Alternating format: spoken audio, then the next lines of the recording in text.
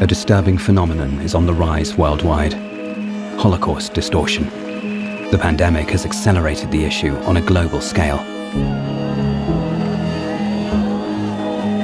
Opponents of measures against the pandemic invoke and distort the crimes of Nazi Germany and its collaborators to paint themselves as victims and their governments as dictatorships. So funktionieren Auschwitz und andere Konzentrationslager. Nur Befehlsnotstand. Es ist eine Schande. Наше правительство собирается принять такие законы, какие уже в 1933 году принял Гитлер. То есть там такая группа людей не может садиться в автобус, пойти в магазин, пойти отдыхать. Это сегрегация. И в чем это кончилось в 1944-м, мы все знаем.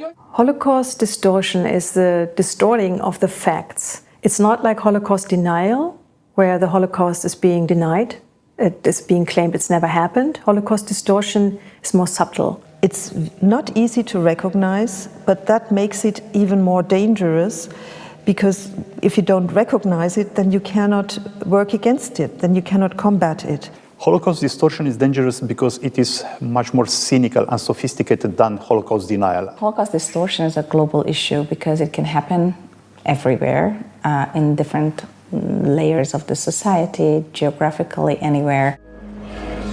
All over the world, anti-lockdown protesters compare themselves to Jews living under the Nazi regime. Unvaccinated or non-vaccine is their slogan. No to discrimination, say these protesters in Portugal. Holocaust distortion, from the Czech Republic to the United States. People wearing yellow stars with the inscription ungeimpft, unvaccinated, on them. The Jews in the 1930s, they were subject to very different forms of discrimination, of being deprived of their rights, of being driven out of their professions. No one who is walking in these demonstrations is being forced to wear a yellow star. The benefit of people who distort the Holocaust is, on one side, because they use this term to raise awareness for a totally different issue. Some people distort the Holocaust out of ignorance. Some others have an agenda behind it.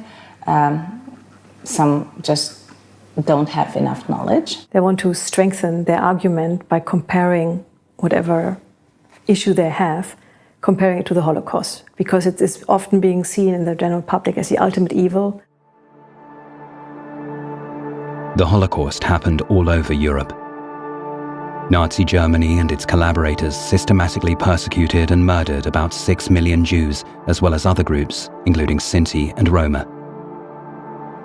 The murders were carried out in pogroms, mass shootings, and at concentration and extermination camps. The Nazis deported Jews to Auschwitz-Birkenau and many other camps. Upon arrival at Auschwitz, men, women, and children were forced to stand in line to wait for the selection process to begin. Most were sent immediately to their deaths in the gas chambers. This is the situation to which protesters today are comparing themselves. It is plain disrespect of the victims. They suffered so much. I think it's not, for me, it's not human to show this sort of disrespect towards these people.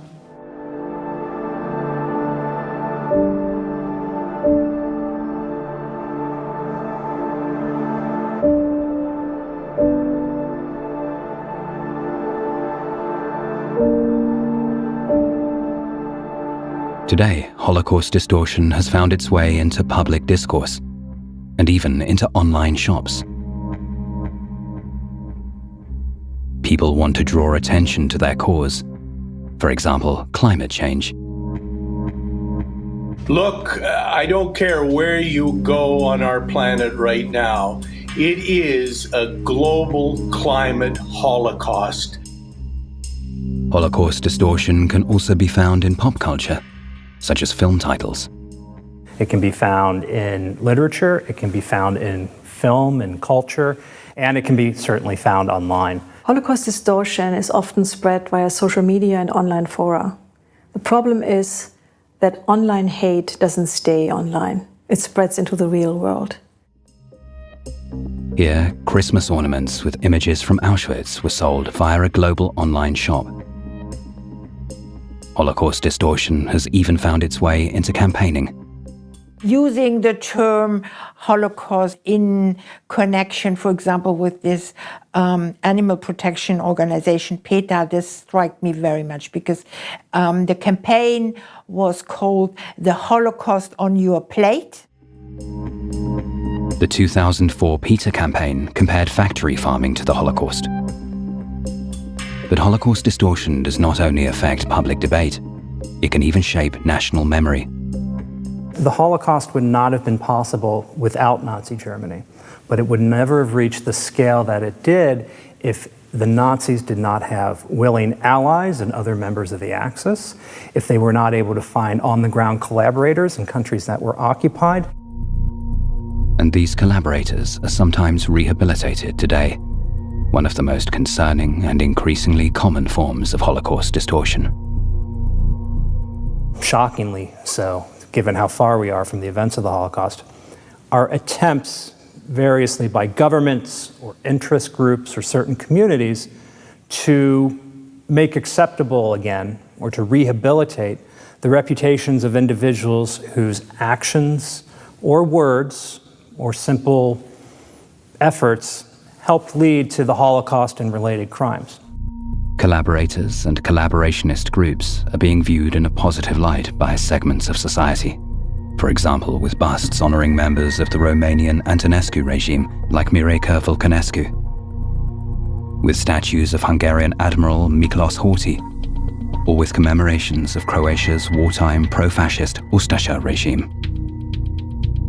80 years after, it happens sometimes that streets are named after them, that there are public symposia about them. It's a problem to honor the memory of persons who are perpetrators because you are building models for your youth.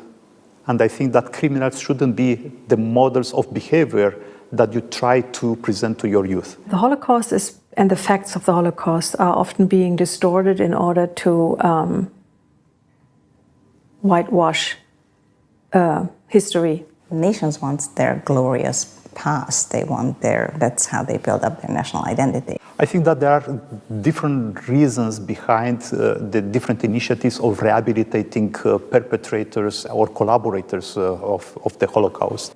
The idea you can divide the personalities of a person, that you can honor someone as a scientist or as an anti-communist fighter without mentioning his role during the Holocaust. And I think that's a mistake. Unfortunately, the process or the incidence of rehabilitation of personalities who were perpetrators or collaborators of the Nazi regimes can be found everywhere in the world. In Europe, in America, in Australia. Unfortunately, we are seeing this phenomenon. I can think of no more overt case than this than the case of Roman Šuščević. He was, among other things, a Nazi collaborator. There's proof that he engaged in crimes against Jews and others in Ukraine.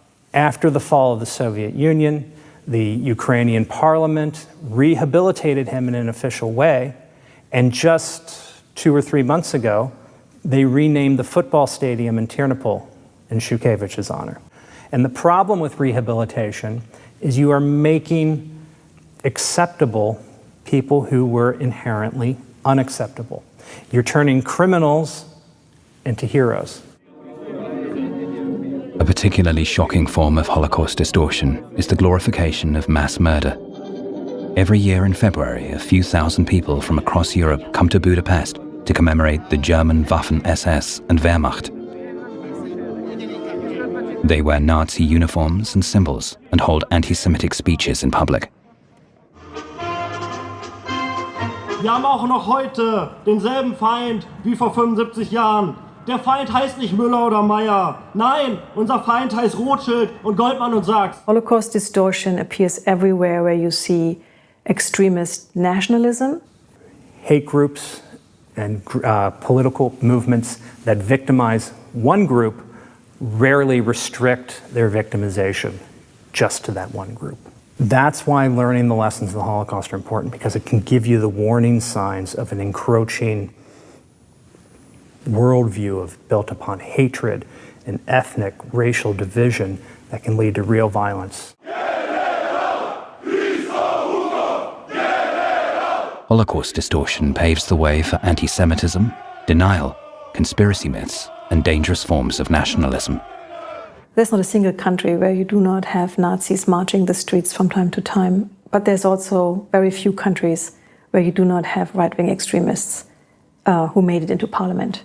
So right-wing parties in parliaments often using that platform to spread Holocaust distortion. Holocaust distortion is a threat to society because we will totally lose historical accuracy. We will not be able to build on the facts. We cannot learn from them, and then we can fall in the trap of forgetting and repeating.